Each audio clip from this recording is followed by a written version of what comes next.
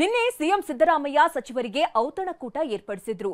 ಈ dinner meeting ನಲ್ಲಿ ಯಾವುದಾದ್ರೂ ಸ್ಫೋಟಕ ವಿಷಯ ಚರ್ಚೆಯಾಗತ್ತೆ ಎನ್ನಲಾಗಿತ್ತು.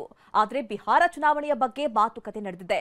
ಈ ನಡುವೆ ಡಿಕೆ ಹಾಗೂ ಪರಮೇಶ್ವರ್ ಮಧ್ಯೆ ಸ್ವಾರಸ್ಯಕರ ಚರ್ಚೆಯೊಂದು ಆಗಿದೆ. ಈ ಕುರಿತಾದಂತಹ ರಿಪೋರ್ಟ್ ಇದೆ, ಬನ್ನಿ ನೋಡೋಣ.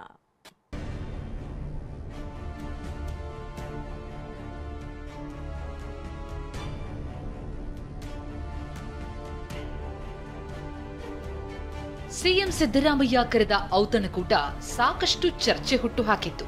ಸಚಿವ ಸಂಪುಟ ಪುನರಚನೆ ಬಗ್ಗೆ ಮಾತುಕತೆ ನಡೆಯುತ್ತೆ ಎನ್ನಲಾಗಿತ್ತು.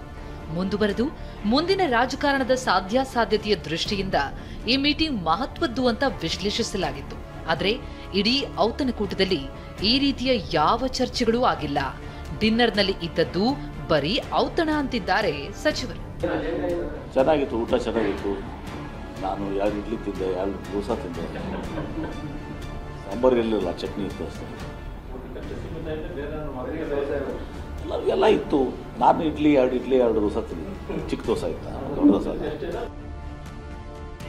ಬಿಹಾರ ಚುನಾವಣೆ ಬಗ್ಗೆ ಮಾತ್ರ ಮಾತುಕತೆ. ಚುನಾವಣಾ ತಂತ್ರಗಾರಿಕೆಯ ಬಗ್ಗೆ ಸಿಎಂ ಸಚಿವರ ಚರ್ಚೆ. ಸಿಎಂ ಸಿದ್ದರಾಮಯ್ಯ ಡಿನ್ನರ್ ಮೀಟಿಂಗ್ ವೇಳೆ ಬಿಹಾರ ಚುನಾವಣೆಯ ಬಗ್ಗೆ ಚರ್ಚೆಯಾಗಿದೆ.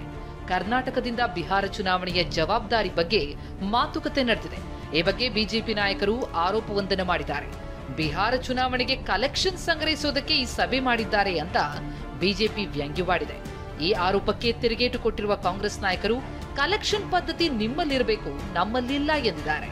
ಬಿಹಾರದ ಎಲೆಕ್ಷನ್ಗೆ ನೀವು ತನುಮನ ಇದ್ದಿದ್ದೇ ದನ ಕೊಡಬೇಕು ಅಂತ ಹೇಳಿ ಕಲೆಕ್ಷನ್ಗೆ ಮೀಟಿಂಗ್ ಮಾಡಿದ್ರು ಅಂತ ಸುದ್ದಿ ಬಂತು.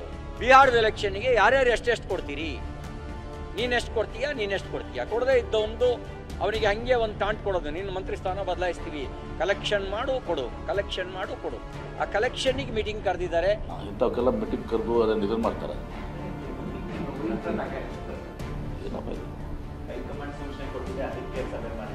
ಅಂದರೆ ಅವ್ರಿಗೆ ರೂಢಿ ಇರಬೇಕು, ಅವರಲ್ಲಿ ಪದ್ಧತಿ ಇರಬೇಕು. ಅದು ಬಿ ಜೆ ಪಿಯಲ್ಲಿ ಅವರು ಮೋಸ್ಟ್ಲಿ ಇದೆಲ್ಲ ಮೀಟಿಂಗ್ ಮಾಡಿ ಕಲೆಕ್ಷನ್ ಮಾಡಿದ್ದು ರೂಢಿ ಇರಬೇಕು. ಡಿನ್ನರ್ ಮೀಟಿಂಗ್ ಮಾಡಿ ಕಲೆಕ್ಷನ್ ಬಗ್ಗೆ ಮಾತನಾಡ್ತಿದ್ದಾರೆ. ನಾವು ಬಿಜೆಪಿ ರೊಕ್ಕ ಕೊಡ್ಬೇಕಂತಾನೆ ಚರ್ಚೆ ಅಂತ ಬಿಜೆಪಿ ಹೇಳ್ತಿರೋದು. ಯಾಕಂದ್ರೆ ಅಲ್ಲಿ 7,500 ಕೋಟಿ ರೂಪಾಯಿ ಕೊಟ್ಟಿದ್ದಾರಲ್ಲ, ಈ ಓಟಿಗೆ 10,000 ರೂಪಾಯಿ ಕಮ್ಮಿ ಬಿದ್ದಿದೆ, ನಮಗೆ ಕೊಡ್ಬೇಕನ್ನೋದಕ್ಕೆ ನಾವು ಮೀಟಿಂಗ್ ಕರೆದಿರೋದು ಅಂತ ಹೇಳ್ಕೊಳ್ಳಿ ನೀವು. ಸಿಎಂ ಔತಣಕೂಟವನ್ನ ತಳಕ ಹಾಕಿ ನವೆಂಬರ್ ಕ್ರಾಂತಿ ಅಂತಿದ್ದ ಬಿಜೆಪಿಗೆ ಸಚಿವರು ತಿರುಗೇಟು ಕೊಟ್ಟಿದ್ದಾರೆ. ಇದರ ಜೊತೆಗೆ ಸಚಿವ ಸಂಪುಟ ಪುನರಚನೆ ಬಗ್ಗೆ ಮಾತುಕತೆ ಆಗಿಲ್ಲ ಎಂದಿದ್ದಾರೆ. ಮೊದಲು ಅವ್ರ ಭವಿಷ್ಯ ನೋಡ್ಕೊಂತ ತಿಳ್ಕೊಳ್ಳಿ. ಒಂದು ಮನೆ 100 ಬಾಗಿಲಾಗಿದ್ದಾವೆ ಏನ್ರಿ, ಬೇರೊಬ್ರು ಭವಿಷ್ಯ ಹೇಳಬೇಡ. ನಿಮ್ಮ ಬಾಗಿಲುಗಳು ನೋಡ್ಕೊಡ್ರಿ. ಅಶೋಕ್ ಬಾಗಿಲ ಒಂದು, ವಿಜಯೇಂದ್ರದ ಬಾಗಿಲ ಒಂದು, ಸೋಮಣ್ಣವ್ರ ಬಾಗಿಲ ಒಂದು, ಜೋಶಿಯವ್ರ ಬಾಗಿಲ ಒಂದು, ಅಶ್ವಥ್ ನಾರಾಯಣ ಅವ್ರ ಬಾಗಿಲ ಒಂದು, ಯತ್ನಾಳ್ ಅವ್ರ ಬಾಗಿಲ ಒಬ್ಬಟ್ಟು ಹೊರಗೆ ಹೋಗಿದ್ದಾರೆ. ಆಮೇಲೆ ಎಷ್ಟು ಬಾಗಿಲುಗಳು, ಒಂದು ಮನೆ 100 ಬಾಗಿಲುಗಳು. ಆ ಥರ ಏನು ಚರ್ಚೆ ಆಗಿದೆ. ಆ ಥರ ಚರ್ಚೆ ಮಾಡಂಗಿದ್ರೆ ಮುಖ್ಯಮಂತ್ರಿಗಳಿಗೆ ಆಮೇಲೆ ಉಪಮುಖ್ಯಮಂತ್ರಿಗಳಿಗೆ ಸಂಪೂರ್ಣ ಫ್ರೀಡಮ್ ಇದೆ. ಅದರ ಜೊತೆಗೆ ಹೈಕಮಾಂಡ್ ಅವರು ತೀರ್ಮಾನ ಮಾಡಿ ಏನು ಫೈನಲ್ ಮಾಡ್ತಾರೆ ಅದು ಫೈನಲ್ ಆಗುತ್ತೆ. ಬಿಜೆಪಿ ಅವ್ರು 4 ತಿಂಗಳಿಂದ ಏನು ಕ್ರಾಂತಿ ಎಂಬ ಭ್ರಾಂತಿಯಿಂದ ಹೊರಬರ್ತಾರೆ ಸರ್. ಅದೇ ಕ್ರಾಂತಿ ಅಂದರೆ ಅದೇ ನಿತಿನ್ ಗಡ್ಕರಿ ಅವರು ಪ್ರಧಾನಮಂತ್ರಿ ಆಗ್ತಾರೆ ಅಂತ ಒಂದು ಕ್ರಾಂತಿ ಇದೆ, ಅದು ಅವ್ರು ಹೇಳ್ತಿರೋದು.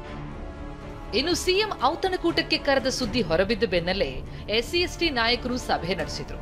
HC Mahadevappa, doctor G Parameshwar ಹಾಗೂ ಸತೀಶ್ ಜಾರಕಿಹೊಳಿ ಗುಪ್ತ ಮಾತುಕತೆ ನಡೆಸಿದ್ರು.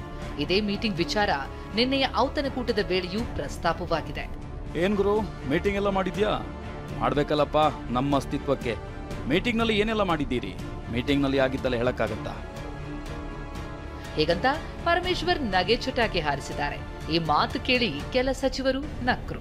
ಇಷ್ಟೆಲ್ಲ ಚರ್ಚೆಗಳ ನಡುವೆ ಪವಿತ್ರ ಮೆಕ್ಕಾದಲ್ಲಿ ಡಿಕೆ ಶಿವಕುಮಾರ್ ಹೆಸರಲ್ಲಿ ಪ್ರಾರ್ಥನೆ ನಡೆದಿದೆ. ಮುಂದಿನ ಸಿಎಂ ಡಿಕೆಶಿ ಅಂತ ಮೊಬೈಲ್ನಲ್ಲಿ ಫೋಟೋ ಹಿಡಿದಿದ್ದ ಬೆಳಗಾವಿಯ ಸೈಯದ್ ಪ್ರಾರ್ಥಿಸಿದ್ದಾನೆ. ಮುಂದೆ ಡಿಕೆ ಸಿಎಂ ಆಗಬೇಕು ಅಂತ ಬೇಡ್ಕೊಂಡಿದ್ದಾರೆ. Bureau report, TV9.